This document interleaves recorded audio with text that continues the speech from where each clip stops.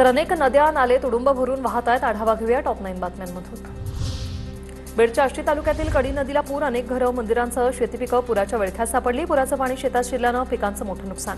नदीकाठच्या गावांना सतर्कतेचा इशारा। धाराशिव जिल्ह्यात सीना कोळेगाव प्रकल्पाचे 6 दरवाजे उघडले। 8000 क्युसेकने सीना नदीपात्रात विसर्ग सुरू। परंडा तालुक्यातील नदी नाले दुथडी भरून वाहू लागले। धाराशिवच्या परंडामधील चांदणी नदीला महापूर। परंडामधील काही गावांचा बार्शीशी संपर्क तुटला। जनजीवन विस्कळीत। बेड जिल्ह्याच्या सीमेवर असलेली गोदावरी नदीपात्र ओसंडून वाहू लागलं। गोदावरी नदी क्षेत्रात समाधानकारक पाऊस। ड्रोन दृश्य समोर। छत्रपती संभाजीनगरच्या पैठण तालुक्यातील पंथेवाडीत 54 मेंढ्या, 3 बैल वाहून गेल्याची घटना। संसारोपयोगी वस्तू वाहून गेल्यानं 2 कुटुंब उघड्यावर आली आहेत। बेडच्या आष्टीमधील पंगारा तलाव फुटला, तर तलावाचे पाणी शेतात शिरलं। शेत पिकाचं मोठं नुकसान होण्याची भीती।